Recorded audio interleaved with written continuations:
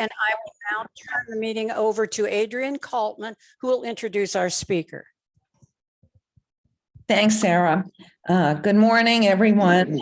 Thank you for joining our program today, hosted by the League of Women Voters of Lee County, commemorating the anniversary of Earth Day. As Sarah said, my name is Adrienne Kaltman, and I am Lee County's Climate Action Chair. As many of you know, I've been a climate activist for decades and am a proud member of the League of Women Voters of the United States Climate Interest Group and serve on several local government boards as well. I'm very excited today to present our special guest, Dr. Diz Swift. Diz has been working to educate and advocate. Dr. Dismore. Yes. She has been working for years, for more than 2 decades, on climate change, and she has helped to format climate change policy for the National League. She is co-chair for the National Climate Interest Group and director for national resources for the League of California. Diz has a PhD in geology and had a long career in the energy business. She has served on several advisory boards and lectured widely, including 5 years as a guest lecturer on climate change in economics at NYU. She is active in her community, including serving as Public Works Commissioner for the city of Berkeley and active with her local league. And I am honored to introduce Diz. Thank you. Thanks, Adrienne. Adrienne, as she says, is a member of the Climate Interest Group, and she's been a real help to us. So she has asked me to fill you in a little bit on what we're doing in the League on climate change. And it has become a major part of what we're doing. We're primarily a voting rights and elections organization.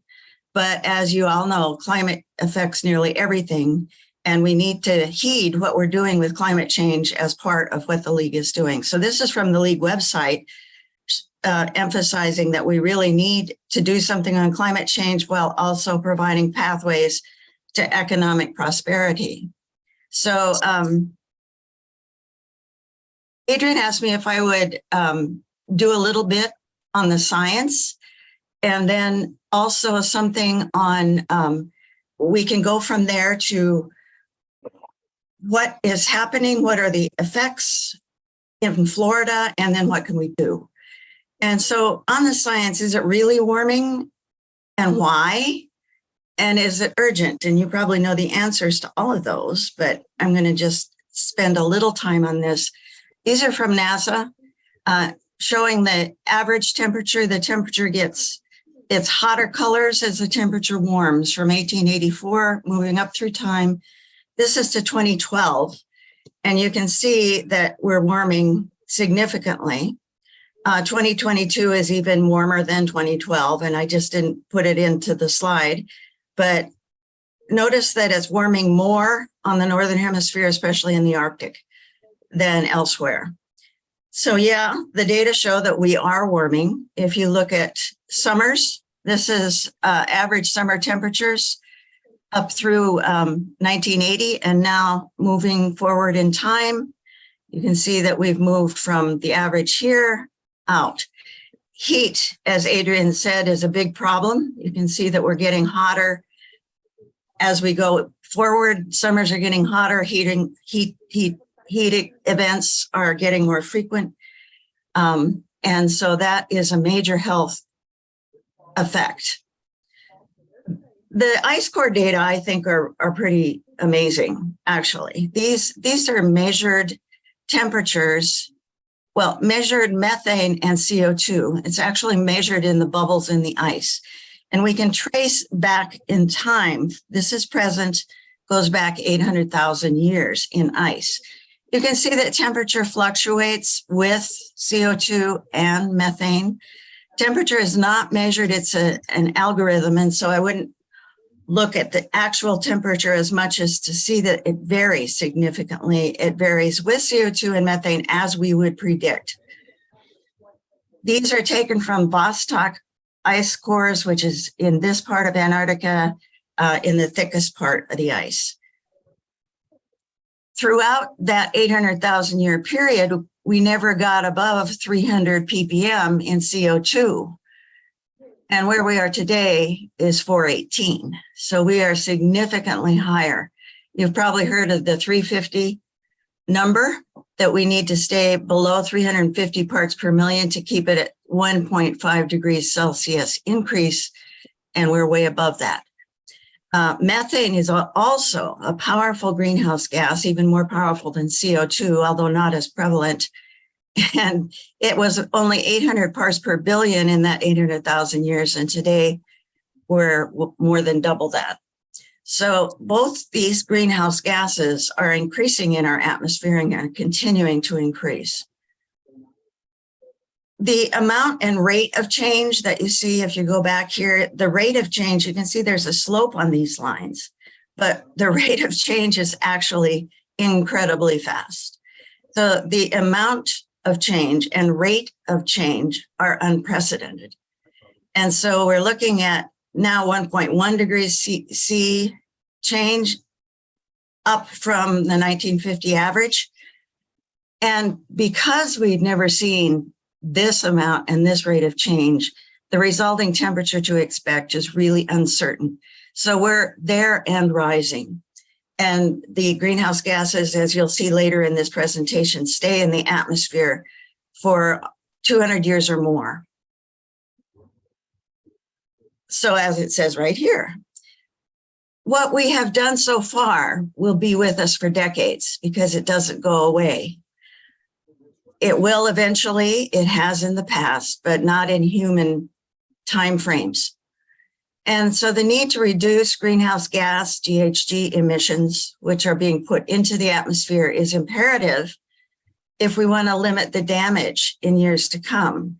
If you say, oh, well, we're in trouble anyway, we don't have to limit emissions, the more we emit, the worse it will be. And we don't want that to happen. So the need is urgent, but the results are slow. Sea level rise is happening and it's slow. Temperature rise is happening, but it's slow. And so it's very difficult to mobilize people who don't understand what's going on because they don't really see it very quickly.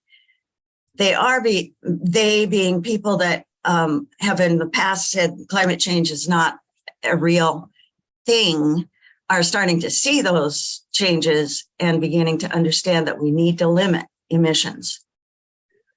So what are some of the effects of climate change? Of course, you in Florida see the impact of rising sea levels. And storm surges with those higher sea levels and with your hurricanes and a normal high tide can really wreak havoc. And we have seen that in the storms that have passed. For example, in New York City, there's been a tremendous increase in influence of sea level with storms. The impacts of rising sea level on population, this is from our oceans team, which is part of the climate interest group. A 3-foot rise from the 2016 levels displaces 4.2 million people by 2100. Half of those are in Florida. So you are at risk, as you know. And a 6-foot rise takes that up by a factor of 3. You can see the map here. Florida is significantly impacted. So why the impact of rising sea levels is on infrastructure beyond just flooding during the daylight hours, that salt water reduces useful life of roads, bridges, walkways, rails, and so forth. It's very corrosive. Pipelines are impacted. Overseas trade is jeopardized with the coastal seaports, and that is significant along the East Coast, even the military bases, for example. Saltwater intrusion, sometimes incursion. Saltwater this is a little picture here showing the sea level, and saltwater goes in to the land. This is showing a well that is pumping up the aquifer, which raises the level of seawater and brackish water, so that sea level rise is contaminating many of the aquifers. We have that problem in San Jose in the Bay Area in California, that they're seeing salt contamination of the aquifer there.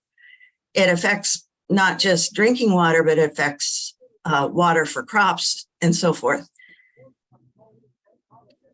Increased flooding and increased drought. We have too much water or too little, and that affects the agricultural community. Citrus is your biggest crop, but you also export dairy, vegetables, fruits, nuts for nearly $1 billion a year in exports, and that's being impacted.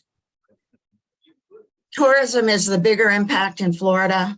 With storm damage and sea level rise, you have an effect on beaches, hotels, and fishing, especially tourist fishing.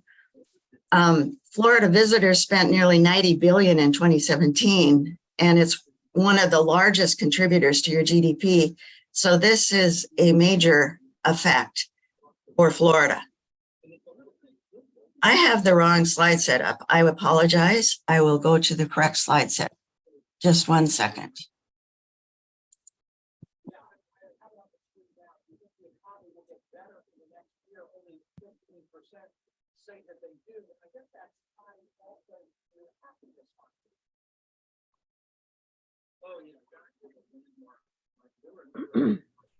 Okay, so let me just go back.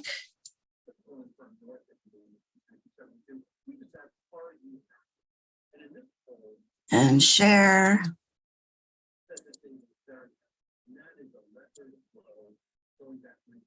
So now we have, so we can't stop climate change, but we can limit the effect. And as I mentioned, it's very important that we limit it as much as we can. And that limiting is called mitigation. How we mitigate climate change is reducing greenhouse gas emissions, moving to renewables, and overall electrification. Moving to renewables and electrification pair, of course, because electrification in Bill Kale's area where you're burning coal for the electricity, not so good. So we need to have renewables as the source for the electricity to make that a good thing to do. And then adaptation, we just have to adjust to the consequences. They're increasing. The early action is the cheapest. The longer we wait, the more it's going to cost. And there is a climate justice part to this, that most of the communities that are really heavily impacted are low income. And globally, of course, for example, in Micronesia, whole nations are being flooded. When we say mitigation, it isn't just CO2 and it isn't just burning greenhouse gas or burning fossil fuels. This is a chart showing greenhouse gases on the left, the names, their estimated time in the atmosphere and their global warming potential, and then where they come from. You see that carbon dioxide is primarily from fossil fuels, also from land use, including agriculture and cement. Methane is more from agriculture, but also some from fossil fuel use. But I want you to notice two things. Taking CO2 as one, depending on the time frame, methane is about 20 times more potent in warming the atmosphere. No, you're really multitasking. someone else needs to mute anyway. So methane only stays in the atmosphere a short time. It oxidizes to CO2, but then it continues as a harmful gas as CO2. Nitrous oxide is even more potent, and that's mostly from agriculture, and a lot of it is from us humans. But I want you to look at these guys down here. We call these the PFCs sometimes, or HFCs. They're the high global warming potential gases. They're up to 10,000 or more times potent than CO2, and they stay in the atmosphere for a very long time, well beyond any human life frame. So what do we do? There are many things that we can do, but they're difficult. And as I said, reducing emissions first and as fast as we can will help us in the future in the costs that we're going to see in trying to adapt. So how do you prepare for rising sea levels? Limit the development along the coast. Insurance companies are already doing that. They're pulling back, not allowing people to build close to coasts, or costing them a lot of money in insurance. Seawalls, temporary measure, pumping station, temporary measure. We can learn a lot from the Netherlands, of course. And restore coastal wetlands, which will help in storm surges. And sad to say, managed retreat, which means you move away from the coast. It's not a happy thing for Florida. The sea level rise is not happening instantly, though, so it needs to be done in a managed way. Just worry about zoning, worry about permitting along the coast so we don't get ourselves into even deeper water. I couldn't resist it, sorry. Climate change is complicated. There are many issues, and most of them are interrelated. There's also, we know a whole lot more than we did. The IPCC report that Adrian mentioned, that was the latest one just released. They've been working on it now for decades, almost decades now. There are many unknowns. We don't know how far it will go and how fast it will happen, how things are interrelated, what are the spiraling loops that we might see. So it is complicated, and local leagues cannot know about all the background or even all the issues. Individuals in leagues can, of course, but all leagues don't have those individuals. And yet the need for action is urgent. And that's why we formed the Climate Interest Group. We have now about 1,600 league members across the United States, and we educate local leagues on climate issues and on policy from the National League in order to speak with one voice, which is one of the most powerful things about the league. We're a grassroots organization, but we can all speak with one voice. So the Climate Interest Group has 10 teams currently. I will talk about the most important ones to Florida: food, soils, and agriculture; water, which is on land and freshwater primarily, but not exclusively; renewable energy; climate action plans, which is a very important group. Bill Kale is here, and he might want to later talk a little bit more about that. Electrification, as I said, if the source of electricity is renewable. Forests and wildfires, which is a big deal in the West. Health, which is we're already in a health crisis from climate change, according to our health team and others. Climate justice, I mentioned, and oceans. We also have a climate communication. How do you talk to people about climate and help with that? The Climate Interest Group provides to local leagues, as I mentioned, so the information on key issues. We have a very large website with lots and lots of resources. We give webinars. We have quarterly blogs that are put on the league, that are on the league website that is not the league management site, but the outreaching league website. And gives people an opportunity to participate. So if a local league has somebody that really wants to work on climate change, but their local league doesn't have that interest, they can join the Climate Interest Group and get involved in any way they want. we have tiger teams. We're not just a website. We are people. And so if someone wants to get more information on something, or how do we do this? What kind of an event can we arrange? We can help. So you can get in touch with individuals and help. So I mentioned some of the teams, the Climate Action Plan team, and Bill is a key member of that team. They have done tremendous work working on looking at climate action plans from a scores of cities and regions to figure out what are the most important actions. As Adrian said, there's over 100 actions in the Broward County Regional Climate Action Plan. The key ones, though, are to move away from fossil fuels, electrify everything, and reduce single vehicle use. And important processes, you need to set goals and you need to measure. You can't just say, oh, we are going to reduce greenhouse gases. How? And then hold the government or the group that is involved accountable. And actions need to be specific. There needs to be a budget for them, and integrate actions with public priorities. So zoning, for example. And of course, a league requires that those processes be transparent.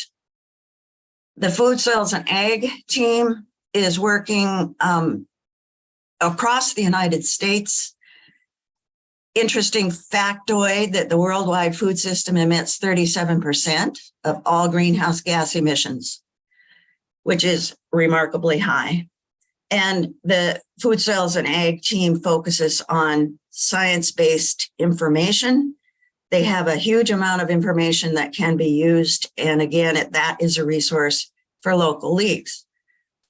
Food waste. We have just published a food waste toolkit, which is very cool and can be used as a brochure or a presentation by local leagues.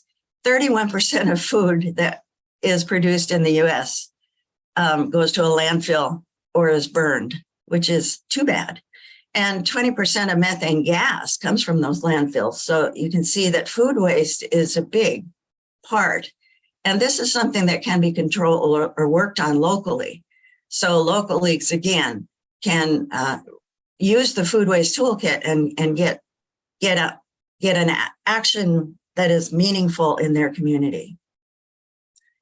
Oceans affect things in so many ways. Most of the heat so far that we have caused in the atmosphere is being taken up by the oceans.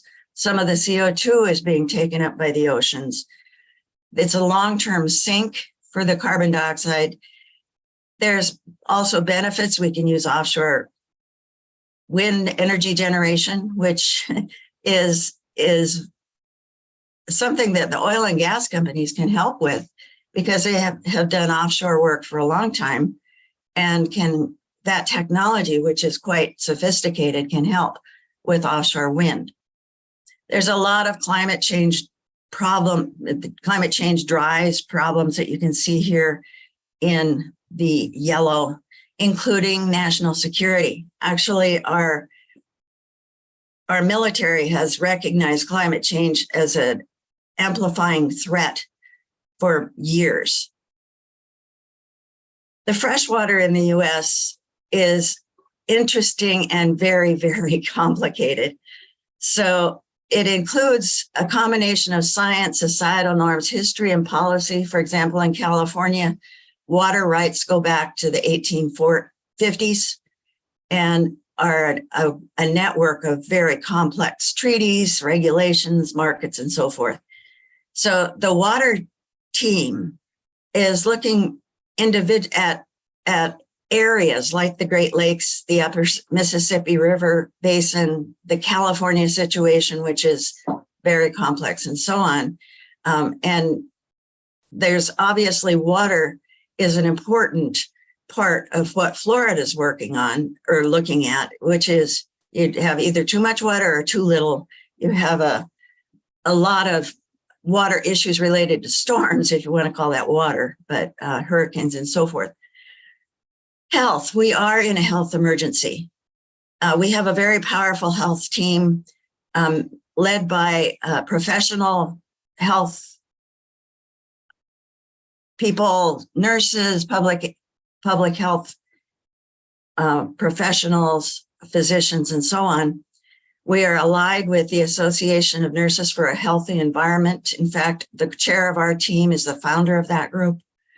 So the many, if you talk to the health team, this is a tiny, tiny list of all of the negative impacts from climate change. Extreme heat is a big one.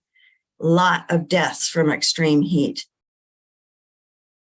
And we mentioned climate justice. The adverse impacts are often felt by those people least guilty of doing the emissions, but also most impacted by them. So disadvantaged communities are often in the low-lying areas, don't have air conditioning, more at risk for air pollution and so forth. And we're trying to keep a clear lens on climate justice as we look at policy. So you're welcome to join us if you use, and these slides are available to you. And you can use this QR code to join the climate interest group, join the league if you're not a member. And if you go to our website, you can use this QR code. So that's it from me. I can talk at real boring length about many things, but that's it for now. So Bill is available to talk about, Bill, I'm just telling you this, so it's a surprise, but the Climate Action Plan team is one of the dynamos within our group. And they've done a tremendous amount of work and have a tremendous amount of information available that makes it easy to craft. Well, not easy necessarily, but gives you good guidance on how to craft climate action plans. Bill, did you want to say anything more about that? Because your group is just dynamo. Okay, I'd be glad to. Have you got an egg timer over there? You got to put a timer on me. You don't want me to take over the show for the next 2 or 3 hours of climate. I'll just do a couple minutes quick. First, I want to thank Diz. That was a great presentation. And I want to thank everybody for coming today. This is a Saturday morning. There are probably 10,000 other things you could be doing today besides sitting here listening to people you hardly know talk about something you can hardly see is real. So I want to commend everybody for that. This work, just paying attention to it, is difficult to do. And it's an extremely important thing to be doing. So when the rest of your family and friends say, you did what Saturday morning? Well, it's kind of an interesting thing to be paying attention to. I'd like to bring this up. This started off the presentation with how real the climate change things are. And sometimes it's for a group like this, it's like, yeah, we know this story already. But I'd like to remind people that no matter how real all of the statistics are, it's still kind of an idea for most of us. Now, Diz lives in California, so it's gone beyond an idea in California. But for the rest of the country, certainly in the Midwest, we don't really experience too much of that. So I suppose we have some folks here from all around the country. We didn't do introductions at the beginning of the meeting where we could have put something like that in there. It would have been interesting to see a little pin map of where everybody has come from today to end up in this tiny little room here, the Zoom world, such as it is. But I want to go on with that point for just a moment more, because it goes on that you don't feel climate change happening. When this is over today, tomorrow, the rest of the next week, you go outside and you look up in the sky and you see the clouds go by and you hear the birds and you go, my God, it's springtime coming on. It's a little earlier or later than it was last year, a little, but it's not really so bad. If we really, truly felt the impacts of things that were happening, like they are happening in California, our hairs would be on fire everywhere all the time. And it's not. We show up to most of these city council meetings and they're going like, yeah, we heard about how all this stuff is going to happen in a decade or two, or how it's already happening out on the coast or up on the poles, and those things all kind of distance it, and it becomes just one more of the terrible things that we have no control over, the fear of nuclear war, the permanent war, the climate change. There's a whole litany of these things people hear on the news all the time, and you have to filter those out according to what can you do something about. It's one thing if that's the situation, but if you can't do anything about it, you can't internalize that and act on it. These climate plans and these climate actions allow you to do that. And one last point, It sounds sometimes a little overbearing to hear that it's got like 150 or 200-page climate action plan, and you read through all these details and stuff. What we did with our climate action plan team, we're just one of 10 of the groups, and what we did was study all of those. We studied we can boil it down to like 3 things. So if you go away with nothing else, remember these 3 things. This is what you have to do. Try to clean up your energy supply as best you can. It turns out to be a monumental problem in my case because I own a coal plant and it doesn't listen to me. So I have to get people in 200 other communities to listen to me and my merry band of climate activists to try to convince them otherwise. But most communities can go and ask to have, community aggregation, and the whole community can choose clean energy. If you don't have that, I would guess about half. When I talk about the United States, the different utilities and the way they're established are bizarre and Byzantine. I reference it generally as the grid, as all of America thinks happening. It's been referred to as the single most complicated machine in the world, the grid. So nothing applies to everything everywhere all the time. But certainly in Illinois, that's where I got so used to saying this. You can go and ask for clean energy. It's an option. You have a deregulated state. We're allowed to choose an alternative energy supplier, and one of those suppliers is usually a clean energy one. You have to do some due diligence. There's some bad actors, and a lot of people are afraid to even dip their toes in it. But if you have the opportunity to do it, it's an awesome thing. You can choose clean energy. Now I'm going to blank. I tried to get it down to 3 simple things that you never forget to do. And so when you get to this point, I forget what I'm talking about. Excuse me, Bill. Thank you. So just to emphasize that they have done the work to figure out what is doable and what is the most impactful. So I recommend that you go to their website. Sorry to jump in there, Bill. Did you want to have other questions, Adrian, or? Yes, thank you, Bill, so much for that. I see Stephanie has posted an interesting question in the chat session. What is the National League's position on incineration?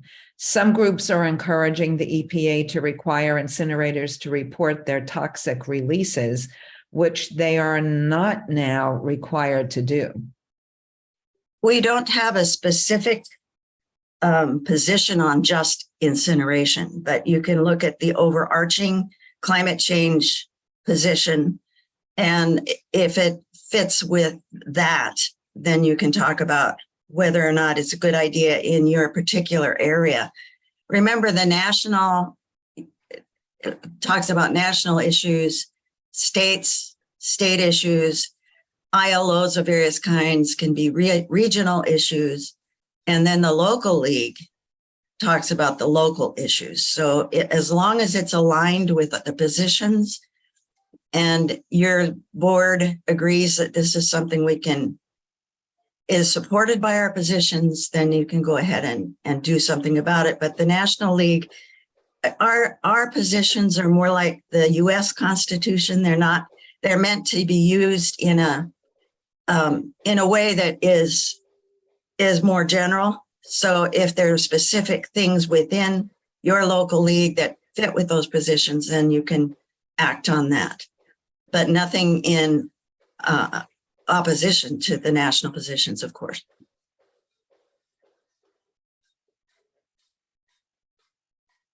Adrian, you're muted if you're talking. I was, thank you. I see that Mary has her hand up. Mary? I think we have a wonderful opportunity with the Inflation Reduction Act arriving. And here in our state of Florida, one thing our state level climate action team is working on is putting together a simple PowerPoint to really take to the communities and share with them what they can do to benefit from this new amazing act. And that is a good entree for, a bigger discussion also, but by showing people how they can benefit. And of course, we're actually, what we're doing is inviting them to develop a plan for their own household, whether they're a homeowner or even a renter or live in a condo. There are options, there are possibilities. And and putting front and center, this is a way to save money, but also to save the environment. So I think we have a wonderful opportunity with the Inflation Reduction Act to have that conversation in our communities. If you wouldn't mind sharing, when you get that PowerPoint done, sharing that with the climate interest group, we could popularize it across the US so we can benefit from your work. We certainly will. Yes, thank you. Thanks, Mary, and thanks, Diz. We have a question from Rhonda. Can you talk about plastics? Yes, with regard to climate and the League of Women Voters position. Again, well, the plastics are a horrible problem. And they just don't disappear. That's a huge problem, the Great Pacific Plastic Patch and so forth. The impact on marine life, et cetera. Plastics are a big problem, but they're not directly climate related. They're from chemicals that are sometimes done from fossil fuels, sometimes not. So it's not directly a climate issue, but plastics fit into toxic waste in the California system as well as the national. It's a toxic product. It's not in definition of toxic, not necessarily that it's a poison, but it's poisonous and very harmful. So the California League has supported legislation. It's SB 54, Senate Bill 54 from last session, which is to reduce plastics significantly, plastic packaging and so forth. And so the league position on plastics is under the toxic waste or toxic and hazardous materials area, but not directly related to climate. Thanks, Diz. And if anyone would like to comment or ask a question, please, you can either raise your hand or post it in our chat room. I see there is a question that I missed from phone number 615, asking any specific guidance on fossil fuels. We in Tampa are engaged in confronting our local electric provider to back away from fossil fuel use. I'm not sure, maybe you could expand on the question, the person that asked it. I mean, fossil fuels, the primary fossil fuels, and the reason fossil fuels are so bad is that we're combusting fossil fuels, which include coal, oil, and natural gas, primarily. Also wood is not a fossil, so it's not a fossil fuel. Never mind. And because it's fossil fuels, it's CO2 that hasn't been in the atmosphere, and we're just taking it out of the ground and putting it up there by combusting. Diz? Yes. Diz, this is Steve Kaufman. I'm phone number 615 or whatever. Okay, great, Steve. I live in the Tampa area. Okay, thanks. I'm active in our local league, and we're actually aligning ourselves with Food and Water Watch, which is another activist group, very interested in water, of course, and food, but also in energy generation and this whole problem I want to discuss. And what we're concerned about is mostly the production of gas that fuels then the making of electricity. And this is in our major, it's the TECO company, which in Hillsborough County is really the only supplier of our electric services. And for all the reasons you've mentioned, and for some of our own, I guess, what we've decided to do is approach our local Hillsborough commissioners, because our state officials and our governor don't want to hear too much about this. They tend to support the monopoly on on our electric companies who are using fossil fuels and are doubling down on that. And so we're going to start the next couple weeks and go to our commissioners and just give them, make a connection between the cost of energy and the problem we face with fossil fuel. We've decided that maybe speaking to the financial interests of people, enlightened self-interest might make a difference. So I thought I'd just share that with you. That's the way one local chapter of the league is going to approach this with the help of some partners in the process. The financial economic impact is always a good way to approach it, and not necessarily use the term climate. Right. Solar and wind generation is dropping in price significantly, and the price of fossil fuels is going to continue to go up. There's a member here with CCL. California has cap and trade, for example. We are capping how much CO2, and so the price is going up for that. It's also going up because for the many reasons that it is, but the economic argument is excellent. Also, our Idaho crowd, for example, keeps telling us, don't use the word climate, never use the word climate. So looking at it as a local, speak to the local community in their language is always really important. Right. Thank you. Thank you.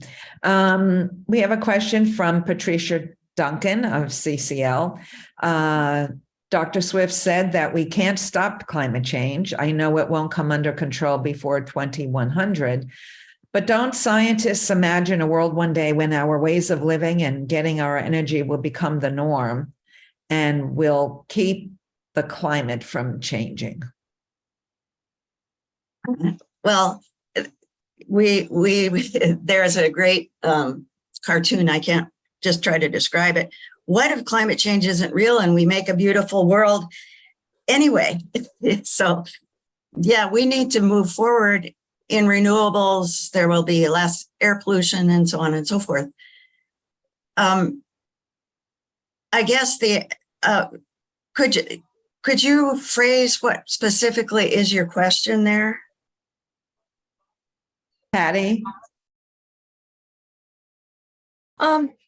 Yeah, I mean, I have been imagining that one day, long after I die, the world will have changed so much, the way that we get our energy and the way that we live, that we will actually get climate change under control, and it won't be changing. It'll just stay the way it's supposed to be. It's going to take a long time for that to happen, but I do imagine that it will happen one day if we live that, if life on Earth makes it. Well, we have had major climate events and major loss of life events in the past. So extinction events is what they're called, and I hate that word, but and yeah, the Earth is fine. The Earth will rebound. But it's not going to happen in our lifetime. It's not going to happen in a human lifespan because we have so much that we've done. So what we need to do is pull the CO2 out of the atmosphere as much as we can, and other adaptation methods. People are talking about many, many things. We can't stop climate change. Ultimately, we will come to an equilibrium.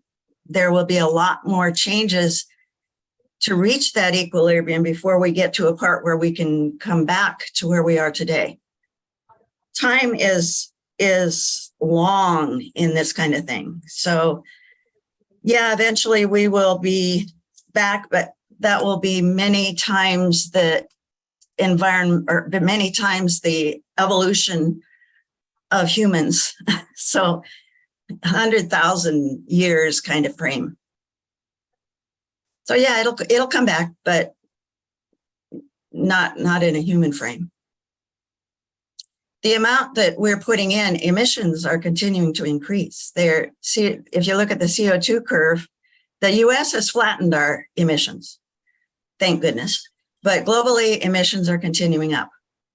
They're just continuing up.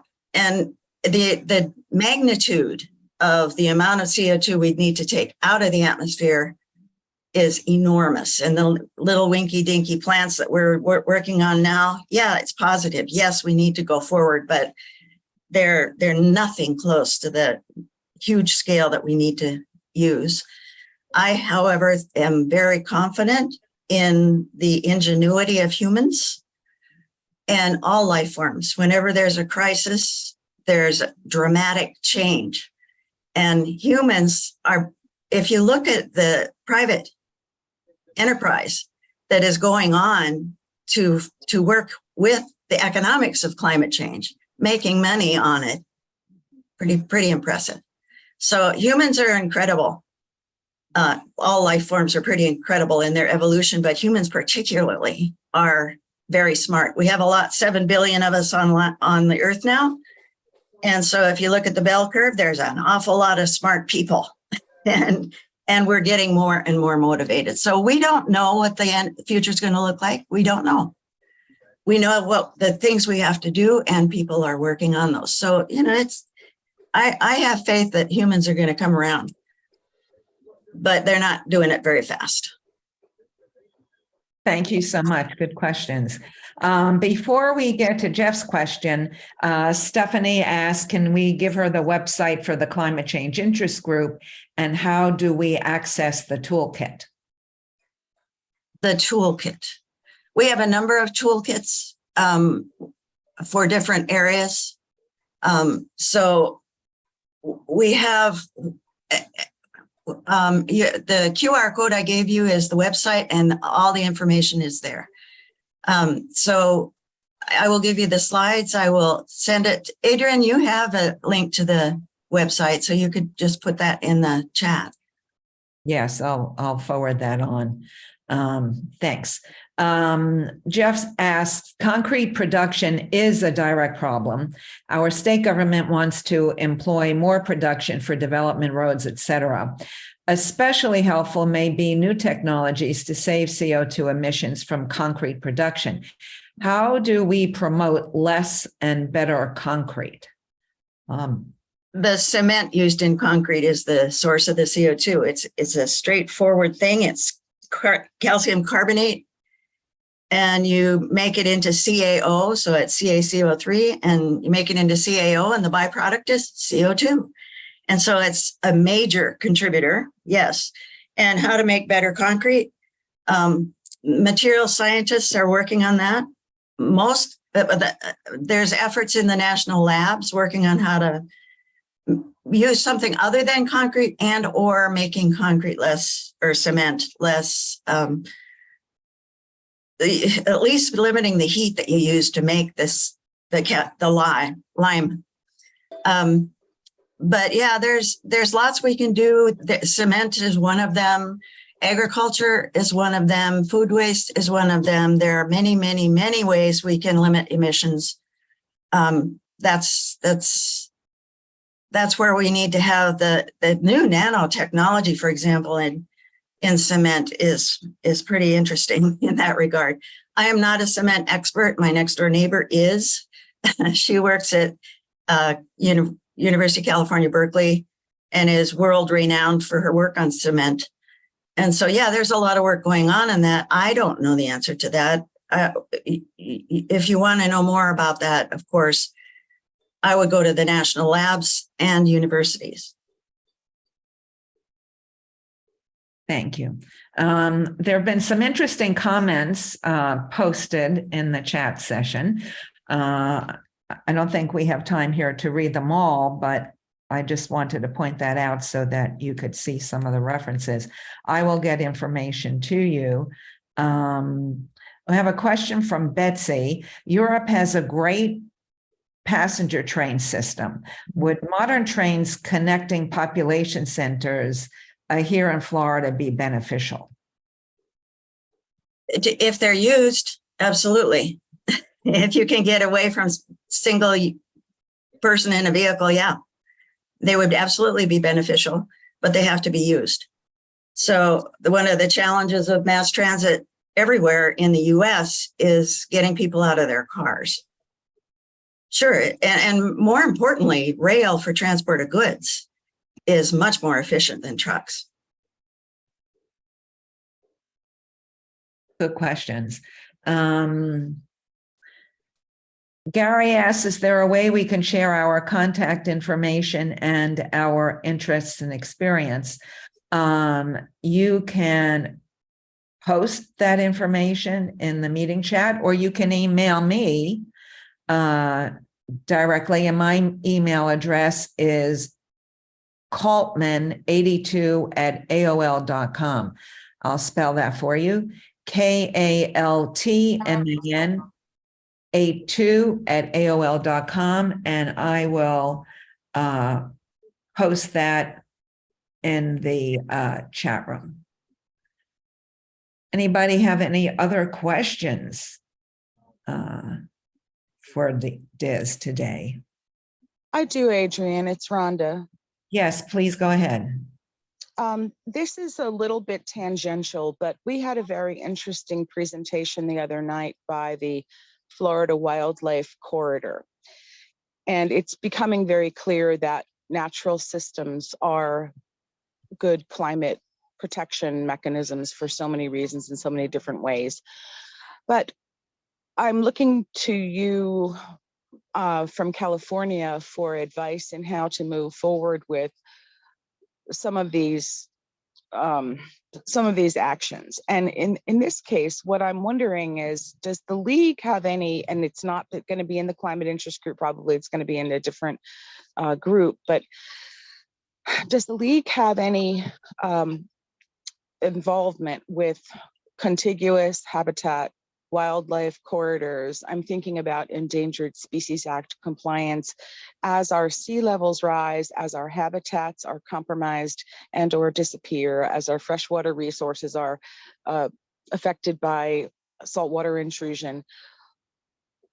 Do we not legally need to protect these species, give them, say, an egress from vulnerable areas? In our case, we are on a peninsula in South Florida, so the species need a way out as the peninsula kind of disappears under the ocean.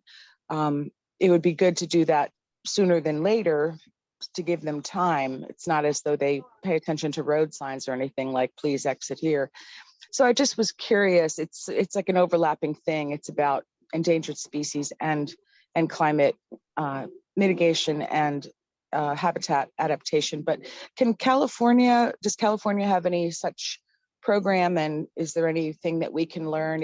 Our Florida governor and legislature are actually really on board with many aspects of the wildlife corridor system, but I wasn't sure if the league or California in particular had any advice for us. We don't have the magic bullet. It's a lot of local work and a lot of lobbying and requiring real commitment. California has the Delta, we call it the Delta. It's the Sacramento-San Joaquin Delta, which is an enormous area. And with drought conditions, we're losing the level of the water in the Delta, and then the Delta smelt, the little fish is dying off. And we've had quite an effort on that, but there's always a trade-off. So you have to be realistic about it. The corridors, absolutely. I mean, I'm a wildlife fan myself, but we don't have any magic bullet. You need to most of it is local, or with things like the World Wildlife Fund that are better at that than the league is. So I would work with those that are more directly involved rather than the league. The natural resources, we can have policy, and we do care, and it's within our positions, but it's not a specific area of effort for the league. Thank you, Diz. I was trying to connect the wildlife issue with climate a little bit more tightly, but thank you. I do understand. Well, wildlife are the victims, aren't they? Absolutely. Yeah, they're the ones that our habitat, we're ripping out their habitat with forests and so forth and so on. You know, in fact, there's a deer walking by on my lawn right now. Never mind. There is. I should show you a picture. No, anyway, he's not supposed to be here. He eats my plants. Sorry. Good question. Good answers. Gary asked, do you see the rights of nature gaining more influence in the climate change issues? That's kind of the same question. It's rights of nature. We are nature too, humans. I mean, it's the rights.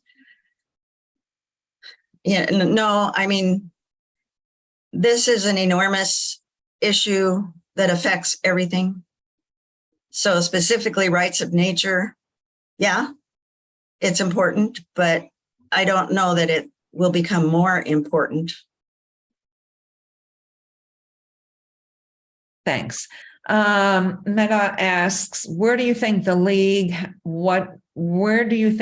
has to offer over other environmental climate change groups? Excellent question. Thank you for that question. We are not the Nature Conservancy or the Environmental Defense Fund or the Sierra Club. Where we make a difference, the Climate Interest Group is meant to provide local leagues with information and materials that they can use locally to make a difference in climate. And that's done mostly through governments. So climate action plans are done by governments. Policy is crafted by legislatures. Most of the climate action in the US is done by states and local entities. So we are not the Sierra Club. We're not a one-trick pony. We are into policy. We want good government.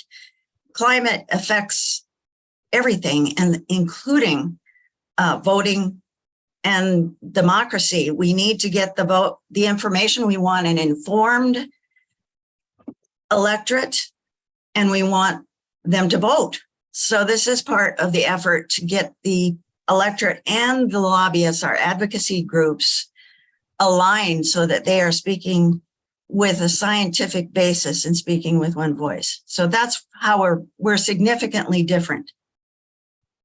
This is not our primary role. Our primary role is making democracy work. And I would like to add that the Climate Interest Group has done a spectacular job of organizing and pulling together all of the efforts in our country. And Diz just this week has made new strides with the National League in putting our group's work forward. So you'll be hearing more from us. If you're not a member of the league, please join us and please get involved. We have a strong network around the country now, which gives us voting a force in the elections. We have to look at legislation to make changes, and we're out there on the streets doing grassroots activism. And so that's what we need. So the more people that are involved, the more power we will have. Rhonda, I see your hand is up. Yeah, I just posted a link in the chat to the climate case that our Children's Trust plaintiffs are bringing against the state of Montana. It's going to trial, actual trial this time, the first one in the country, on June 12th. And there's opportunities to support them, to sign the wall of support in their website. The question for Our Children's Trust cases, and I'm not a lawyer, so forgive me, but it's a constitutional question of whether or not youth have a right to a livable planet, and no court has yet entertained that question. They keep telling the youth to go back to their legislatures, and then the youth remind them humbly that they're not old enough to vote. So yeah, so anyway, it's a great group, and I encourage everybody to support and at least sign the wall of support for the Montana case going forward. And the league, the National League, absolutely supports those efforts, the judicial efforts of the young people. I think we've had, Rhonda, correct me if I'm not right here, but I think we've had 11 or 12 cases thus far of young plaintiffs bringing suit for the right to have a livable planet and the ability to breathe safe air. And I'm very excited to see what happens with this case. I think it will be very interesting for us to look at. After we started having the our climate trust cases in the United States, several other countries started filing similar suits with different types of results, some in South America and some in Europe. So we've started a trend. And I know that when the year that I was at the United Nations COP conference, in Bonn, Germany, we met a lot of women from the Philippines who had taken the lead in this type of case. So it is spreading around the world, and I'm very proud of our young plaintiffs here for being so committed. So thank you, Rhonda. Are there any other questions that anyone has? Adrian, we may have some questions here in the room. Do we have any questions? Hang on. Sure.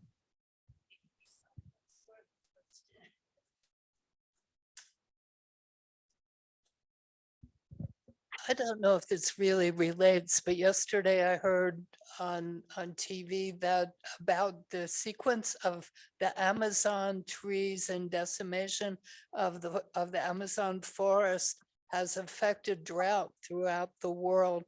They went through the whole process of the rain on the trees, and then it goes in the ground, then it comes back up, and then there's rain in the clouds, and it helps provide water for the earth. And it was sort of frightening to me that when they said millions of trees have been chopped down, but they said there was something they could do about it. And then I had to leave, that they discovered a way of curing this, of developing water. Do you know anything about that? I don't know specifically about the Amazon rainforest. I can speak, though, that everything is interrelated. And we don't understand, frankly. We've never been down this road. So we don't understand how all of it, chaos theory, essentially, how a butterfly changes the wind in Florida. Butterfly in China is chaos theory. I'm assuming you know what I'm talking about, but everything is interrelated, especially in the atmosphere. So atmosphere and ocean together are global, and everything that affects the atmosphere and the oceans is affecting climate. So it's a huge, huge, complex situation. One of the things that you may or may not know is that hydrates, which are frozen water, and it's a little cage, and inside is a methane molecule. Hydrates are in the permafrost, which is melting, and all along all of the continental shelves, if it's cold enough and high enough pressure, has hydrates. And as the oceans warm, and as the permafrost warms, we're releasing methane, and methane is potent, and methane is it's a horrible greenhouse gas. So as you get warmer, we release more methane. We get warmer, we release more methane. That's just one of the many spirals. So the Amazon is part of the issue. It's a huge it's a huge forest, and there's a lot of work that's being done on what is the situation in the Amazon. There's, again, you've got economics. If we have carbon credits, that might make the forest more valuable alive than dead. And there's a lot of discussion about how making carbon credits actually credits, so that there is actually some drawdown of CO2, like from a forest or other means. Anyway, that's our CCL person, Patricia, I guess, would know all about that. I don't know much about carbon credits. Okay, well, in any case, it's a piece of carbon pricing, and it's also within the that's a whole other story. Rhonda has her hand up. Yeah, I wanted to echo that discussion about the oceans. There have been recent studies showing that seagrass meadows do, I think, 35 times the carbon sequestration of terrestrial forests. And we have seagrass meadow collapses worldwide due to nutrient pollution. So that's really important. Another thing is methane hydrates are not limited to the permafrost. There are a lot of professors in Florida universities and Georgia studying methane hydrates in the Gulf of Mexico. Well, as I mentioned, they're along all the continental shelves. They're in the ocean. Right. And the Gulf of Mexico and elsewhere. Yeah. Oh, right. And then one of the things that we're facing here in Florida that I'm imagining is pretty much nationwide is in terms of, say, payment for environmental services, valuing natural resources, land values are insane. The development pressures are so enormous, trying to get out ahead of them and, you know, value the natural resources as they are, as opposed to developing them is, it's really, it'll curl your hair here. And that's the carbon credit situation. It's putting an economic value on deer and wetlands and so forth. I wanted to ask what the league's position is on nuclear, because they are now promoting these small nuclear devices that use thorium instead of lithium. And so I was wondering if Uranium. Sorry. I was wondering if the league has developed a policy on that. Not on the small decentralized nuclear reactors. We don't. We don't really have a major position on nuclear. If you look at our impact on issues, it's mostly on the nuclear waste. Nuclear, you know, we've got nuclear submarines. They've been active and no problem for how long? Decades. So, you know, those are portable little critters that can work really well. And so we don't have a position specifically on nuclear. But if it fits into the need for low emissions, you know, that's something that the local leagues can look into. We've had a, sorry.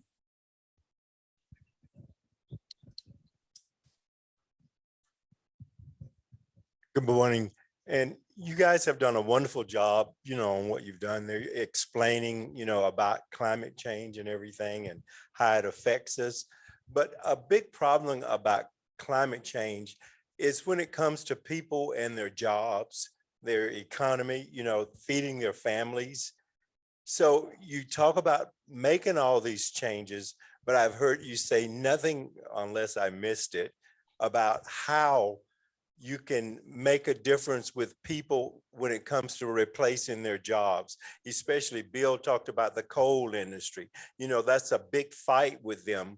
They want it to exist. They could care less what it does to the environment when you mean losing a job and then they can no longer feed their families. So do you have intentions of, you know, sort of adding maybe that part of how, you know, when some of this change, you know, of replacing jobs for people so they are still able to take care of their families, because that's a big part that slows a lot of this change down.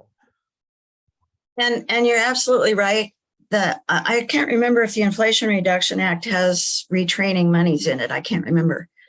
But you know, it's one thing to say you can retrain people. It's another when the person is 50 years old, is expert at their job, which is in a fossil fuel plant or on an oil rig or something. You know, you're not going to want to retrain. So it's a long path. we do have climate justice as one of our teams, which is related to this, not specifically jobs, but to remember that there's disproportionate impacts of policies, and that would include jobs. So in the short term, paying for the change is a small amount of money, actually. If you wanted to give the salary of all of the people working in the coal mining industry, pay them out until not hire anymore and just pay them out until like a pension, that's not a huge amount of money to the United States. But obviously there's all sorts of other community impacts. This is what we do. This is who we are. Society has to change. It's a real problem. You're absolutely right that goes back to the whole economic discussion that it's a human issue that we need to look at, not just jobs, but impacts on humans and non-humans.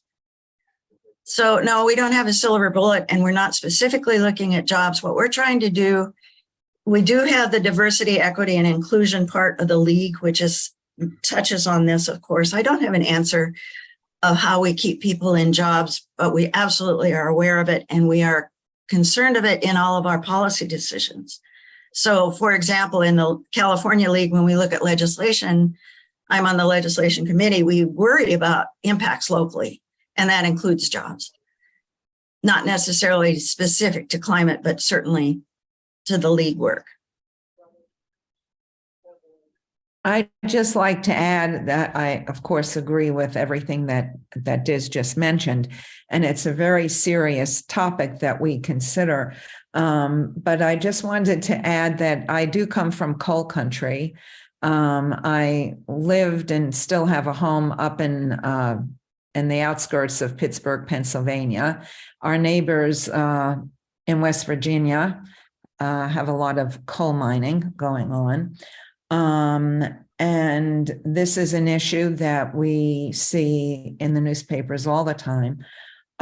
It's very interesting to note that people who work in the mines, as opposed to what used to be in company towns, where the jobs sort of pass from generation to generation. But today, people don't want their jobs. Coal miners don't want their jobs passing to their children, and their children don't want to work in the coal mines. It's a significant issue, but for all the right reasons. It's so many health impacts that impact families of coal miners. The job itself is a treacherous one. And in the history of Pittsburgh, coal miners were brought over from European nations by the trainfuls early in the century, and came because labor was needed and there was none available. And they lived in these company towns for generations, passing their homes from one member of the family to the other. But it's a significant issue. And I've seen a lot of heartache with coal mining families. So thank you for that question. It's an important one. If there are no more questions, I'd like to thank Dr. Swift and Adrian too for an excellent presentation. Thank you so much for the opportunity. Before you leave, don't leave yet. We have an announcement to make. Thank you. I'm Sandy Frank, and I would like to echo that thanks for this very informative program and gave us a lot to think about. Two announcements. One, we have petitions for those of you who vote in Florida. We have petitions for the right to clean and healthy waters, and I have some for those in the room, and it's also available at floridarighttocleanwater.org. So I have those available, and we have information about a solar event that's coming up. Joan Marshall. Yes, let me invite all of you to learn more about rooftop solar. There is an organization called the Southwest Florida 2023 Solar Co-op. And what this is where the entire neighborhoods get together and explore putting solar on their homes, their businesses, their churches, wherever the roof provides adequate sun. And by joining this co-op, you have absolutely no obligation to actually put solar on, but you can learn about it, specifically how much it would cost you to put some degree of solar energy on your roof. And also you can save money because as a group purchase, it's less expensive than just doing it individually. And so there is a presentation about this that will take place on April 6th. And if I can get my phone back on, I'll give you, hold on a minute.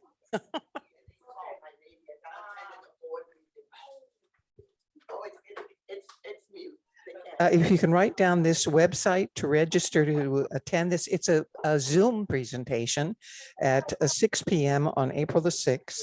And the website to register is bit.ly/SUNSWFLEVENTS.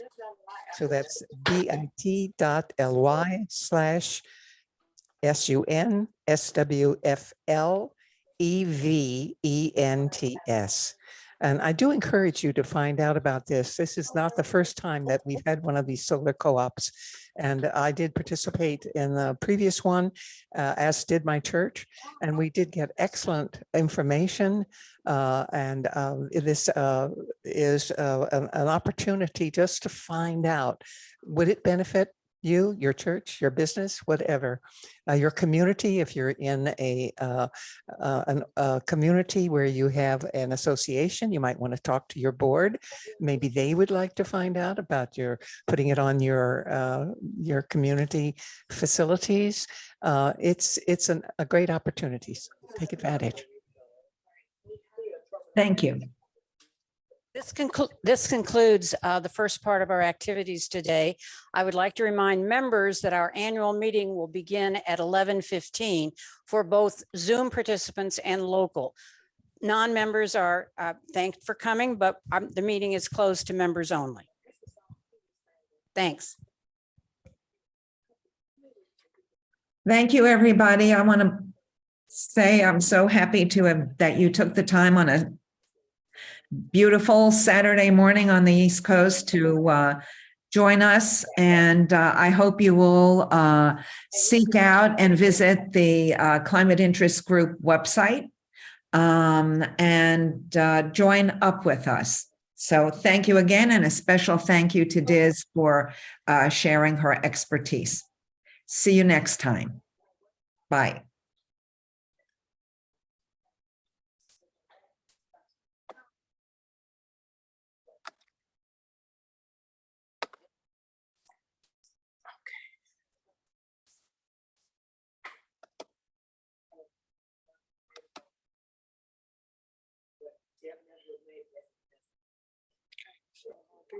Meeting.